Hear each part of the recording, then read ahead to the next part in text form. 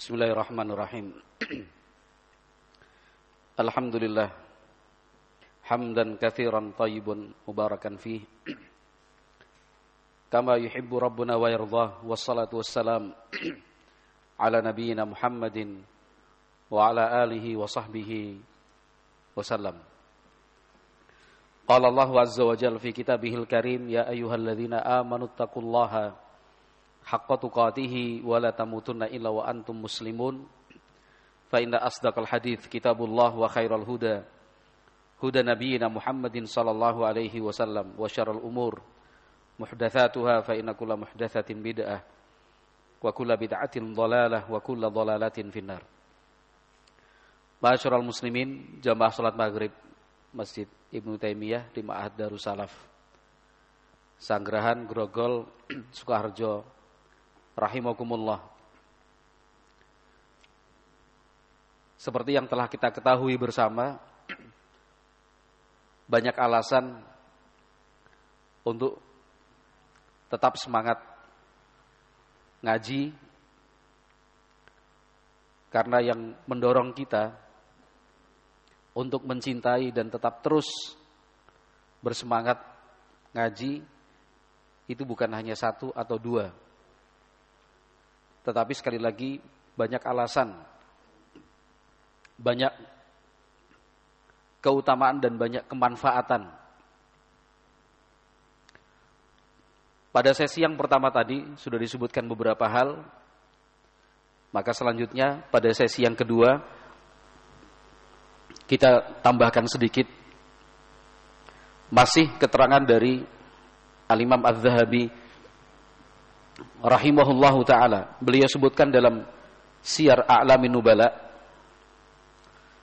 jilid 4 halaman 208. Kata beliau di sana, an Abi Khaldah an Abil Aliyah qala kana Ibnu Abbasin yarfa'uni 'ala as-sarir wa Quraisyun asfal min as-sarir fataghamazat bi Quraisyun faqala Ibnu Abbas hakadzal ilmu yazidu asy-syarifa syarafan wa yujlisul mamluka 'ala al-usarati. Abu Khaldah meriwayatkan dari Abul Aliyah, seorang ulama tabi'in. Kata beliau, kana Ibnu Abbas, dulu Ibnu Abbas yarfa'uni 'ala sarir, meminta saya untuk duduk di atas kursi mengajarnya, di atas kursi yang biasa digunakan sahabat Ibnu Abbas untuk berfatwa, untuk menjalankan tugas pemerintahan. Wa Quraisyun asfal minas sarir. Pada waktu itu orang-orang Quraisy duduknya di bawah kursi tersebut. Karena sarir bisa diterjemahkan ranjang, tempat tidur, dipan, kursi, tempat duduk lah. As-sarir itu tempat duduk. Sahabat Ibnu Abbas waktu itu diterangkan oleh Imam Az-Zahabi setelahnya, qultu, kata Imam Az-Zahabi, hadza kana sarir daril imrati lamma kana Ibnu Abbasin mutawalliha li Aliin radhiyallahu anhuma radhiyallahu anha ya radhiyallahu anhu. Kata Imam Az-Zahabi, kursi yang dimaksud adalah kursi yang digunakan sahabat Ibnu Abbas ketika menjadi pejabat di masa pemerintahan Ali bin Abi Thalib radhiyallahu anhu. Karena sahabat Ibnu Abbas itu selalu mendampingi Ali bin Abi Thalib selaku khalifah. Dan tugas Ibnu Abbas itu dalam mengambil keputusan, menetapkan hukum, menerbitkan fatwa, penasihat untuk Khalifah Ali bin Abi Thalib. Beliau punya kursi. Di atasnya beliau duduk, sementara orang-orang lain ada di bawah, di lantai. Nah, suatu saat kata Abul Aliyah, Ibnu Abbas radhiyallahu anhuma itu meminta saya duduk di atas kursi tersebut. Wa Quraisyun asfal minas sarir. Orang-orang Quraisy ada di bawah. Fataghamazat bi Quraisyun. Orang-orang Quraisy waktu itu semacam menyepelekan, ya, tidak terima, terlihat tersinggung. Siapa Abul Aliyah? Siapa orang-orang Quraisy? Nah, Abul Aliyah orang yang secara nasab tidak setinggi dan tidak sebaik Quraisy. Nah, asal usulnya juga tidak semulia orang-orang Quraisy. Sementara orang-orang Quraisy malah duduk di bawah. Di sana Ibnu Abbas radhiyallahu anhu ternyata memiliki suatu tujuan. Ada hal yang ingin dijelaskan dan disampaikan. Kata Ibnu Abbas, hakadzal ilmu. Demikianlah ilmu itu. Yazidus syarifa syarafa. Dengan ilmu, orang yang terhormat akan semakin dihormati. Orang mulia akan bertambah mulia. Yang sebelumnya dipandang hina, tidak lagi ada yang berani menghinakannya. Wa yujlisul mamluka 'alal usarati. Seorang mantan budak sekalipun bisa duduk di atas kursi-kursi orang yang terhormat dikarenakan ilmu yang dia miliki. Maka banyak sekali, terutama di zaman tabi'in, para ulama yang berasal dari al-mawali, mereka yang dari keturunan budak, entah dibebaskan, atau karena dia masuk Islam melalui seseorang, lalu dia menisbatkan diri kepada yang mengislamkannya itu, atau dia yang membebaskan dirinya dengan menyetor sejumlah uang yang sudah disepakati sehingga dia bebas dan merdeka. Ada beberapa kemungkinan yang disebut dengan maula, jamaknya mawali. Tetapi kemungkinan apapun itu, tetap saja seorang maula yang lebih seringnya itu difahami dan diartikan mantan budak, secara status di tengah-tengah masyarakat terhitung di bawah. Al-Hasan Al-Basri, Makhul Asy-Syami, ya. Kemudian Atha bin Abi Rabah. Itu beberapa ulama di kalangan tabi'in yang berasal dari al-mawali. Berasal dari al-mawali. Keilmuan mereka membuat orang-orang menghormati dan memuliakan. Siapa salah satunya? Adalah Abul Aliyah. Beliau jelaskan sahabat Ibnu Abbas, wa yujlisul mamluka 'alal usarah. Ilmu yang dimiliki oleh mantan-mantan budak itu, itulah yang membuat mereka bisa duduk di atas kursi-kursi yang tinggi. Kemudian Al-Imam Az-Zahabi dalam Syiar A'lamin Nubala jilid 5 halaman 84 sampai 85, beliau mengatakan qala Al-Asma'i. Al-Asma'i seorang ahli nahwu sekaligus ahli hadis itu bercerita, dakhala Atha bin Abi Rabahin ala Abdul Malik wa huwa jalisun 'ala as-sarir wa haulahu al-ashrafu wa dzalika bi Makkah. Atha bin Abi Rabah, ulama tabi'in yang tinggal di Mekah, datang berkunjung menemui Abdul Malik bin Marwan, khalifah yang berkuasa, khalifah kedua dari Bani Umayyah, dari jalur Marwan ibnul Hakam, dari Muawiyah bin Abi Sufyan, digantikan Yazid bin Muawiyah, digantikan Muawiyah bin Yazid, digantikan Yazid bin Muawiyah. Karena tidak ada anak keturunannya yang mampu, berpindahlah ke garis sepupu Marwan ibn Hakam. Meninggal dunia, digantikan Abdul Malik ibn Marwan. Ya. Waktu itu Khalifah Abdul Malik jalisun ala sarir, sedang duduk di atas kursi khalifah. Wa haulahul asyraf, yang dihadiri oleh para pejabat, tokoh-tokoh penting di dalam kekhilafahan. Di mana? Di Mekah waktu itu. Fi waqti hajjihi fi khilafatihi. Pada saat Khalifah Abdul Malik melaksanakan dan menunaikan ibadah haji. Fi khilafatihi, di masa kekhilafahannya. Falamma basara bihi Abdul Malik qama ilaihi fasallama alaihi wa ajlasahu ma'ahu ala sarir. Ketika Khalifah Abdul Malik sedang berkumpul dengan orang-orang kepercayaannya, para tokoh kekhilafahan, Atha bin Abi Rabah datang berkunjung. Langsung Khalifah Abdul Malik bangkit berdiri dari kursinya, kemudian mengucapkan salam kepada Atha bin Abi Rabah, disambut sehangat-hangatnya, wa ajlasahu ma'ahu ala sarir. Dipersilakan duduk di atas kursinya, di atas kursi khalifah. Atha bin Abi Rabah itu mantan budak. Seorang budak yang dibebaskan oleh majikannya.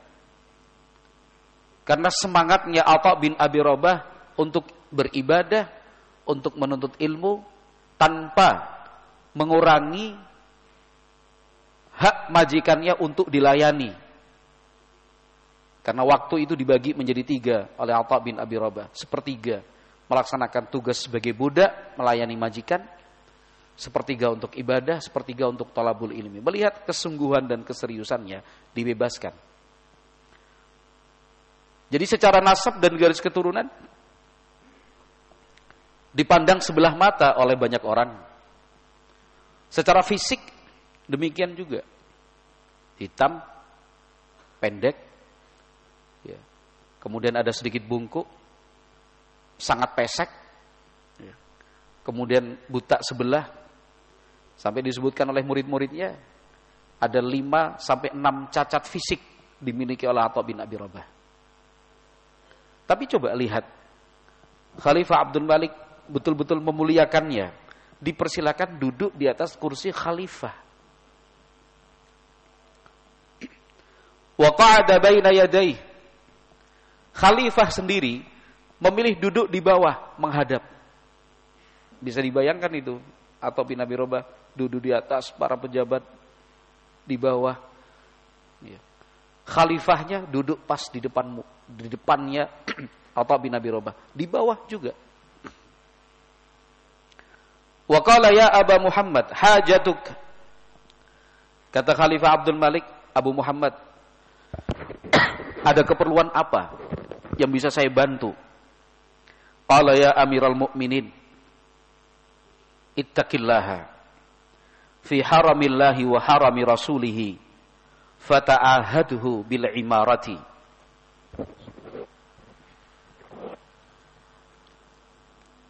Atha bin Abi Rabah dengan wibawanya, karena ilmu yang dimiliki, mengatakan, wahai Amirul Mukminin, ittaqillah, tolonglah Anda bertakwa kepada Allah, fi haramillahi wa harami rasulih, untuk tanah haram, tanah suci yang telah dinyatakan suci oleh Allah, yaitu Mekah, dan tanah suci yang telah ditetapkan kesuciannya oleh Rasulullah, yaitu kota Madinah. Fata'ahadhu bil imarah, tolonglah perhatikan pembangunannya, fasilitas-fasilitasnya, supaya orang yang beribadah ke sana bisa nyaman dalam beribadah. Wattaqillaha fi auladil muhajirin wal ansar, hendaknya engkau bertakwa kepada Allah, wahai khalifah. Berbuat baiklah kepada anak-anak keturunan kaum muhajirin dan kaum ansar. Fa innaka bihim jalasta hadzal majlis, dikarenakan keturunan Muhajirin dan Ansar, Anda bisa punya kedudukan seperti ini sebagai khalifah. Wattaqillaha fi ahli thughur fa innahum hisnul muslimin. Bertakwalah engkau kepada Allah. Perhatikan dan berbuat baiklah kepada pasukan Islam yang ada di garis perbatasan terdepan. Fa innahum hisnul muslimin, karena mereka adalah benteng pertama bagi umat Islam. Wa tafaqqad umural muslimin fa innaka wahdakal mas'ul anhum. Dan Anda harus memperhatikan kepentingan-kepentingan kaum muslimin, karena sesungguhnya Anda sajalah seorang diri yang akan diminta pertanggungjawabannya di hadapan Allah. Wattaqillaha fi man 'ala babik fala taghfal anhum wala tughliq dunahum babak. Wahai Amirul Mukminin, bertakwalah engkau kepada Allah, kepada setiap orang yang datang sampai mengetuk pintumu. Jangan engkau biarkan mereka. Jangan engkau tutup pintumu dari mereka. Ini beberapa pesan dari Atha bin Abi Rabah kepada Khalifah Abdul Malik. Itu pun atas permintaan Khalifah Abdul Malik. Satu persatu disebutkan. Faqala lahu af'alu. Abdul Malik Ibn Marwan mengatakan af'alu. Ya, akan saya laksanakan. Akan saya kerjakan nasihat-nasihat dan masukan itu. Banyak hal itu kan, pembangunan Mekah dan Madinah, memberikan hak-hak anak keturunan Muhajirin dan Ansar. Ya. Berbuat baik kepada pasukan yang ada di garis perbatasan paling depan. Kemudian memperhatikan kepentingan-kepentingan umat. Setiap orang yang datang mengadu ke pintu istana, ke pintu tempat tinggal dan rumah, diterima. Jangan diusir, jangan dibiarkan dan jangan dicuekin. Abdul Malik sebagai khalifah tidak marah, tidak tersinggung. Dari pertama saja sudah jelas sikapnya. Memuliakan, menghormati, disambut, diucapkan salam, dipersilakan duduk di atas kursinya. Nah, faqala lahu af'alu. Kata Abdul Malik bin Marwan, akan saya kerjakan. Thumma nahadha wa qama. Selesai menyampaikan hal itu, Atha bin Abi Rabah berdiri. Kemudian faqabada alaihi Abdul Malik. Terus tangannya dipegang oleh Khalifah Abdul Malik, sama-sama berdiri dipegang. Wa qala ya Aba Muhammad, innama sa'altana hawaija ghairika wa qad qadainaha fama hajatuk. Jadi Khalifah Abdul Malik menyampaikan, Abu Muhammad, karena kunyahnya kan Abu Muhammad. Abu Muhammad, semua yang Anda sampaikan tadi itu kan keperluan orang. Faqad waqad qadainaha, dan saya sudah menyatakan siap untuk melaksanakan dan memenuhi keperluan-keperluan tersebut. Itu kan tadi pembangunan Mekah Madinah itu kebutuhan bukan pribadi ya, maksudnya kebutuhan banyak orang, anak-anaknya Muhajirin dan Ansor, para pasukan di perbatasan paling depan, kemudian kepentingan kaum muslimin secara umum, orang yang datang ke rumah atau ke istana diterima. Ya. Fama hajatuk, untuk Anda sendiri apa yang bisa saya lakukan? Khalifah kok bilang A, B, B. Apa kata Atha bin Abi Rabah? Mali ila makhlukin hajatun. Jawabannya simpel. Mali ila makhlukin hajatun. Kalau saya sendiri, untuk saya nggak ada keperluan apapun, tidak ada hajat apapun kepada makhluk. Thumma kharaj. Setelah itu Atha bin Abi Rabah pamitan pergi. Setelah beliau pergi, faqala Abdul Malik, hadza wa abika syaraf, hadza wa abika su'dad. Kata Abdul Malik khalifah, demi Allah, ya, artinya beliau bersumpah, demi ayahmu, artinya di sini sumpah, sungguh ini yang disebut kemuliaan. Ini yang dikatakan harga diri dan kehormatan. Ketika mengutamakan kepentingan umat, kepentingan orang banyak, dan tidak memikirkan kepentingan sendiri. Tidak ada tendensi pribadi di situ. Ya. Tidak ada tendensi pribadi di situ. Nah. Maka ahlu sunnah itu dikenal demikian, menjaga kehormatan diri, tidak dididik, tidak dibiasakan dan tidak dibentuk untuk memiliki karakter meminta-minta, berharap bantuan dari orang, bersandar kepada makhluk. Tidak demikian dibentuk ahlu sunnah itu.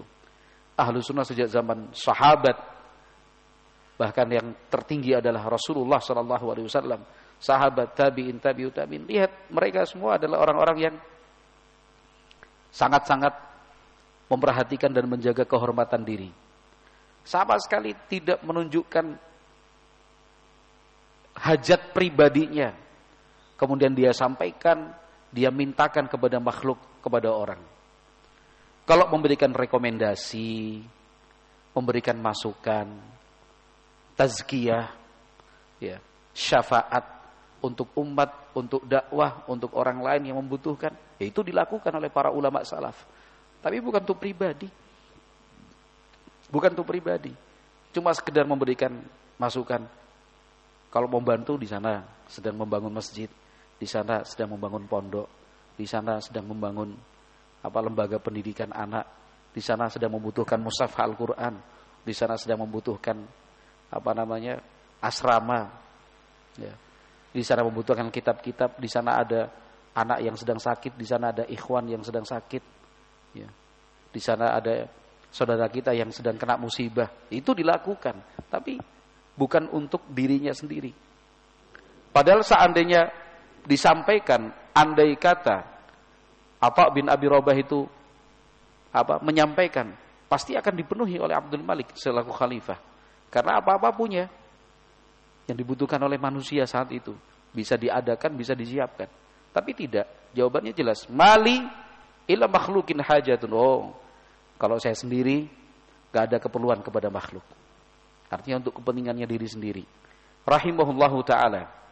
Maka perlu kita mendidik, membentuk karakter anak-anak kita, ya, untuk jadi pejuang yang tangguh, untuk punya mental yang kuat. Mereka bisa mandiri, dapat berdikari, berdiri di atas kaki sendiri, ya. Dan itu sekali lagi kembali kepada ilmu, ya, kembali kepada ilmu. Kalau misalkan pekerjaan, itu kan masalah teknis. Yang namanya pekerjaan cukup sehari, 2 hari, 3 hari, 4 hari bisa. Nggak perlu sekolah tinggi-tinggi juga. Banyak contohnya yang mampu. Nah, tapi dasar karakternya itu, yang disiplin, yang amanah, yang jujur, yang tepat waktu, yang bisa menghargai orang, yang bertawakal, yang sabar, yang yakin, yang senang beribadah, yang senang membantu, bisa berhusnudzon, membentuk kerjasama tim, itu yang dipentingkan. Itu basic fundamennya. Kalau cuma kemampuan, skill dan keterampilan, sehari 2 hari bisa. Melihat dan mencontoh aja bisa. Ya. Gak perlu bertahun-tahun dia. Ya. Sekarang buku-buku PDF banyak. Ya. Orang banyak belajar dari YouTube. Ya. Apa aja bisa sekarang, bisa ditiru. Bahkan orang berlomba-lomba membagi ilmunya, di-share. Nah. Tapi itu akan percuma kalau cuma hanya sekedar skill, keterampilan, kemampuan, tapi basic ilmunya lemah. Ya. Misalkan dia pinter desain.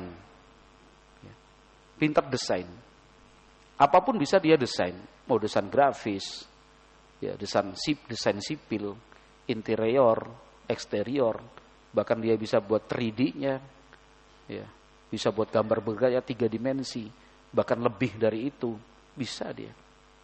Nah, tapi kalau pribadinya tidak kuat, ya, tawakalnya kurang, dia nggak mengerti konsep keimanan dan keyakinan, akan percuma, kasihan. Ujung-ujungnya seperti yang kita ceritakan di sesi yang pertama tadi, akan mudah depresi. Gampang sekali dia goyah. Ya. Suatu contoh ini, udah capek dia berkreasi, buat desain, wah bagus sekali. Kualitas istimewa lah. Seminggu Siang malam dia kerjakan. Subhanallah. Lupa dia nge-save. Kepencet satu tombol, hilang. Hilang. Itu kalau tidak punya basic ilmu agama, itu bisa bisa galau itu. Bisa kalut. Oh, nyeselnya udah bisa ngomongnya nggak teratur tuh. Cari-cari, aduh, udah. Dia buat sebuah karya apapun dengan sedikit keteledoran dan kelalaian, ada yang patah, ada yang rusak. Padahal itu urgent sekali. Bisa dikatakan produk gagal. Aduh, dia mana ngerti takdir. Dia mana faham hikmah di balik itu. Mana bisa dia mengerti bahwa setiap kejadian itu Allah siapkan pahala yang besar, yaitu sabar. Tapi kalau dia nggak ngerti, udah rugi, produknya gagal, yang pahala yang dijanjikan, pahala sabar ini nggak dia dapatkan. Itu kalau kecil. Lah kalau sesuatu yang nilainya besar, orang nggak ngerti. Atau dia punya kemampuan skill finishingnya bagus sekali. Mau tukang kayu, tukang besi, atau tukang apapun itu loh. Finishingnya bagus. Kualitas kerjanya luar biasa. Nomor 1 lah di daerahnya. Tapi kalau basic ilmunya nggak cukup, basic ilmu agamanya kurang kuat, akhirnya dia nggak ngerti kewajiban untuk menepati janji. Hasilnya bagus. Tapi kapan Pak? Oh, besok siang diambil. Besok siang dicari, mana orangnya? Nggak ada, pergi. Oh, sore Mas, sore datang lagi. Sampai 2 hari. Oh iya, ngapunten, mohon maaf. Udah jadi sebenarnya. Dikit lagi. Hasilnya bagus, nggak ada yang bisa mengalahkan hasilnya. Tapi akhirnya orang lama-lama nggak percaya. Kenapa? Itu tadi, melenjani janji itu. Katanya sehari, katanya 2 hari, katanya begini. Dia nggak ngerti bahwasanya menepati janji itu wajib hukumnya, sementara melanggar janji itu sebagai tanda-tanda orang munafik. Dia sepelekan penepatan janji itu. Atau mungkin orangnya nggak jujur. Orangnya nggak jujur. Dia suka menipu, mengurang-urangi timbangan, mengganti-ganti takaran. Yang ada cacat aibnya berusaha ditutup-tutupi, sekalipun sudah ditanyakan ada cacatnya, nggak ada. Motor ini pernah kecelakaan terus ragangannya patah, oh nggak pernah, cek aja sendiri. Karena ya sudah percaya. Padahal kalau dicek ketahuan juga pernah patah itu ragangannya itu. Oh silakan. Nah itu yang kadang-kadang terlupakan. Nah itu harus memang mulai disampaikan dari usia dini, dari anak-anak kita masih kecil, nilai-nilai seperti itu. Sekali lagi, kalau kemampuan bekerja itu bisa diselesaikan dalam hitungan hari bahkan jam. Dalam hitungan hari, dalam hitungan jam. Belajar ngecat misalkan. Ngecat itu 1 jam 2 jam selesai. Setelah itu dia cari pengalaman, sehari 2 hari dia praktek sendiri, uji coba, dapat, sudah ahli cat. Ahli cat rumah, cat bodi kendaraan, cat kayu. Tinggal dia buka jasa ngecat, selesai. Sehari 2 hari sudah ahli. Kalau sekalipun salah atau keliru masih bisa diperbaiki, diamplas lagi, perbaiki, cat ulang lagi, campurannya dirubah. Tapi kalau nilai-nilai yang saya sebutkan di depan tadi kejujuran, kedisiplinan, amanah, tanggung jawab, tepat waktu, menghargai orang, kerjasama dengan yang baik, tawakal, sabar, syukur, itu nggak bisa sehari 2 hari. Nggak mungkin disampaikan dalam 1-2 kali pertemuan, nggak mungkin itu. Itu harus dibentuk. Itu ibarat pondasi. Ini kita sampaikan sebagai orang tua, dan juga harapannya tentu adik-adik kita di sini, santri-santri Ma'had Darussalaf juga memahami apa yang saya sampaikan tadi. Kalian adik-adikku, santri-santri rahimakumullah, nggak usah takut tentang masa depan. Masa depanmu itu tidak ada yang suram selama engkau betul-betul belajar agama. Gak usah mengkhawatirkan dunia. Asalkan engkau menjadi orang baik, dunia itu tidak perlu engkau kejar.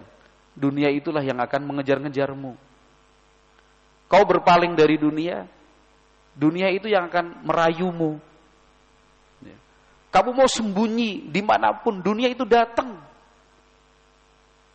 Karena dunia tidak senang dengan dirimu yang mempelajari ilmu, yang mengamalkan ilmu, enggak senang. Dibujuk, dirayu kamu itu, dibujuk, ayo. Ngapain di pondok?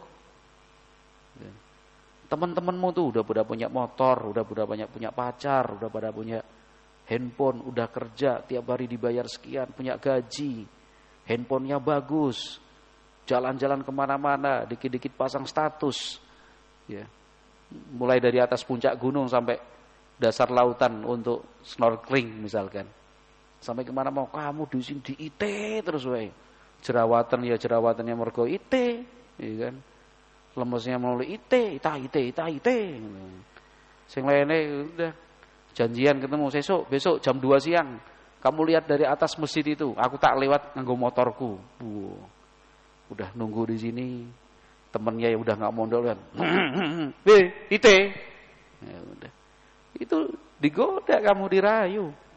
Bayangin, kita sudah menjauh, kita sudah mengkerangkengkan diri, memenjarakan diri sini untuk apa? Dalam tanda kutip ya, maksudnya kita berusaha mengekang diri. Itu dunia itu ngawe-ngawe. Ngawe-ngawe itu ya melambai-lambaikan. Sini mas, sini motornya bagus, motornya murah, HP-nya bagus, HP-nya murah. Kan ini ada cewek cantik nih, mau sama kamu nih, ayo sini nih. Gitu. Itu dirayu, digoda, nggak usah takut. Selama kalian sabar dalam talabul ilmi, sampai selesai. Cuma berapa tahun sih dibandingkan dengan total umur kalian nantinya? Biiznillah diberi umur panjang yang berkah insyaallah. Sebentar itu, 2 tahun, 3 tahun, 4 tahun selesai. Ilmu basicnya dipelajari, bisa dimatangkan lagi. Kalau tidak di sini di tempat yang lain, ya. Dunia itu yang akan datang mencari. Ya. Walaupun kalian mengunci diri di dalam rumah, digembok berapa lapis, tapi orang tahu kamu jujur, kamu orang baik, diketok itu pintu rumahnya itu, dipanggil-panggil, Mas, Pak, gitu. Kita udah berusaha diem, kita buka, kenapa? Tolonglah dibantu, saya punya pekerjaan. Jenengan sampean duduk aja, duduk, ngawasi tukang aja. Duduk ngawasi tukang, saya bayar. Kenapa? Nyari orang jujur itu susah.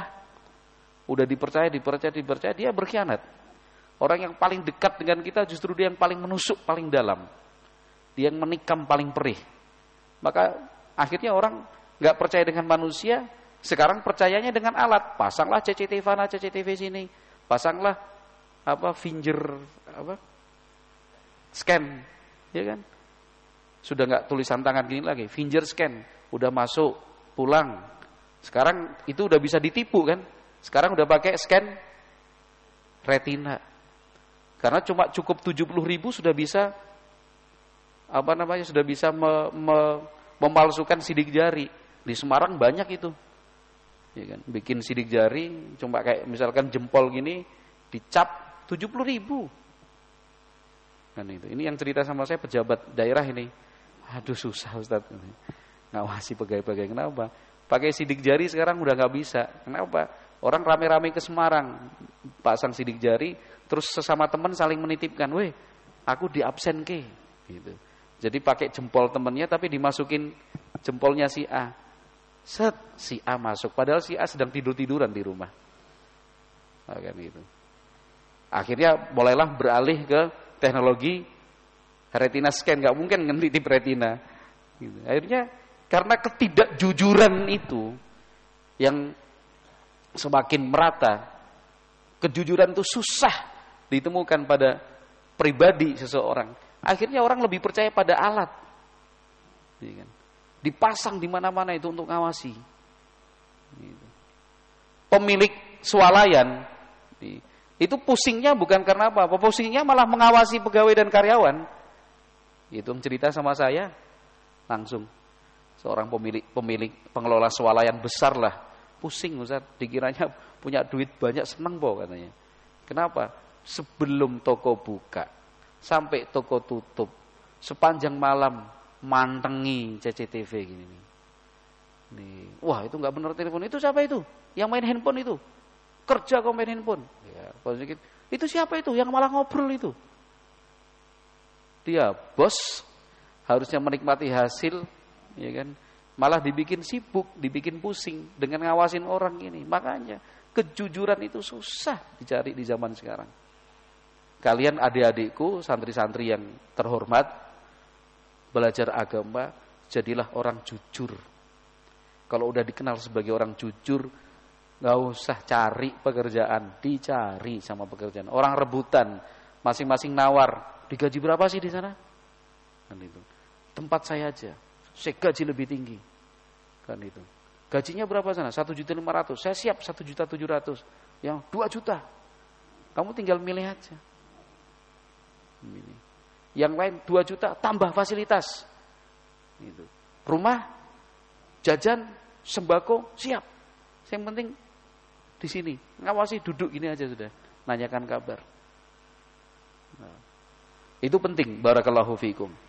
Maka Abdul Malik bin Marwan mengatakan, hadza wa abika syaraf, hadza wa abika su'dad. Sudah ini yang disebut dengan kehormatan. Ini yang dikatakan dengan kemuliaan sesungguhnya. Ya. Coba, jelas prinsipnya. Mali ila makhlukin hajatun. Saya gak ada hajat, gak ada keperluan, gak ada kepentingan sama sekali untuk kepada makhluk. Untuk saya sendiri gak ada.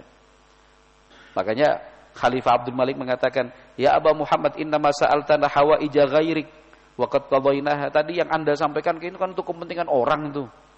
Dan saya sudah katakan ya siap akan saya kerjakan. Nah sekarang mahajatu untuk Anda sendiri gak ada.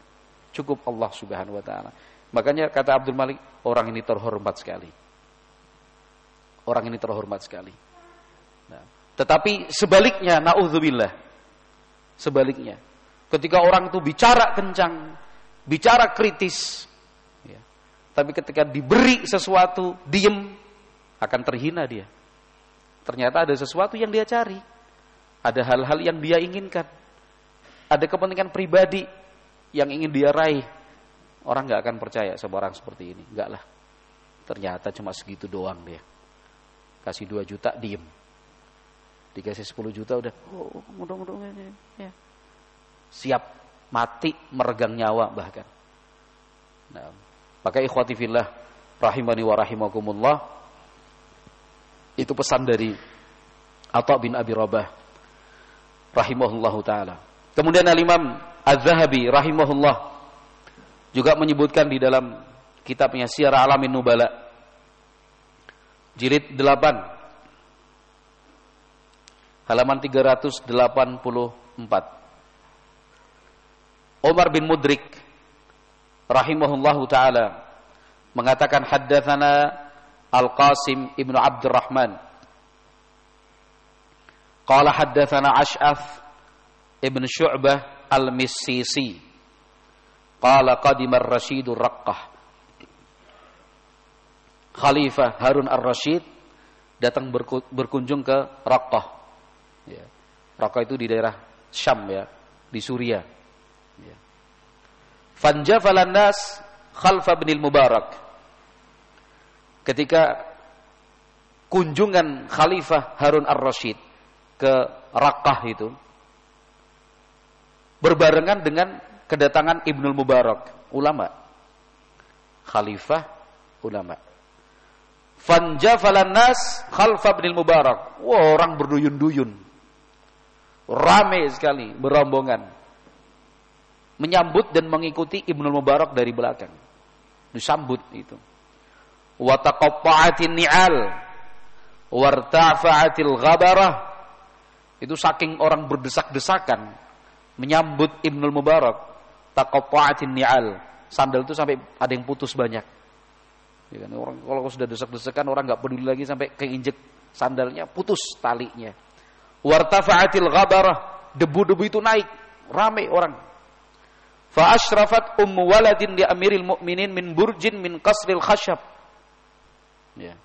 Salah satu ummu walad itu berarti ya budak yang dinikahi, budak yang dimiliki oleh Amirul Mukminin. Kalau bahasa ringkasnya istrilah. Ya walaupun nanti statusnya beda. Itu penasaran, ada apa sih rame-rame? Kok kelihatan banyak orang?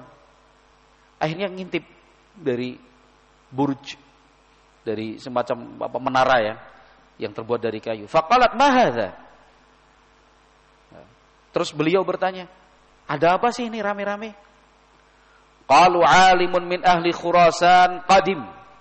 Seorang ulama dari negeri Khurasan baru saja datang.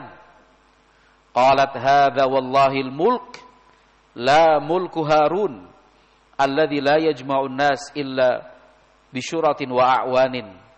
Kata Ummu Walad, jadi istrinya Amirul Mukminin ini demi Allah, ini yang disebut dengan kekuasaan sesungguhnya. Bukan kekuasaannya Harun, suaminya, pasangannya.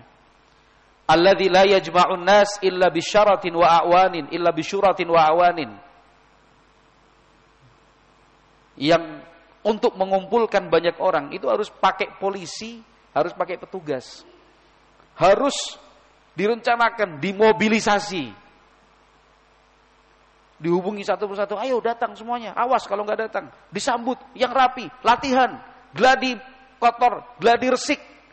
Besok pejabat datang, dikondisikan, dibuat-buat.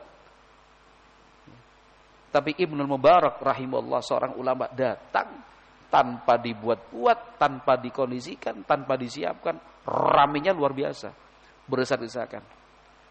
Ya, sampai istrinya Amirul Mukminin, Khalifah Harun ar-Rasyid mengatakan hadza wallahil mulk, demi Allah ini kekuasaan yang sesungguhnya. Nah, ini kekuasaan yang sesungguhnya, bukan yang dibuat-buat. Rahimahullahu taala Imam Ibnu Mubarak. Nah, ini semua ikhwati fillah barakallahu fikum. Beberapa contoh yang disebutkan oleh Imam Az-Zahabi dalam kitab-kitabnya bahwa annallaha yarfa'u ahlal ilmi fid dunya wal akhirah, bahwa Allah Subhanahu wa taala meninggikan derajat orang-orang yang berilmu baik di dunia maupun di akhirat nanti. Yaitu yang kita cari, itu yang kita kejar bersama, bukan untuk yang muda atau yang anak-anak saja, tapi yang sudah tua sekalipun. Ya, bukan cuma untuk yang enggak punya apa-apa dengan alasan miskin. Nah, tapi juga untuk semuanya, bukan cuma untuk orang yang kaya raya yang bisa ini dan bisa itu, enggak. Semuanya diberi kesempatan yang sama mengejar kemuliaan yang sesungguhnya, kehormatan yang sebenarnya di dunia dan di akhirat di sisi Allah Subhanahu wa taala. Wallahu alam bisawab. Kita cukupkan sekian, mudah-mudahan bermanfaat. Subhanakallahumma wa bihamdika asyhadu an la ilaha illa anta astaghfiruka wa atubu ilaik. Assalamualaikum warahmatullahi wabarakatuh.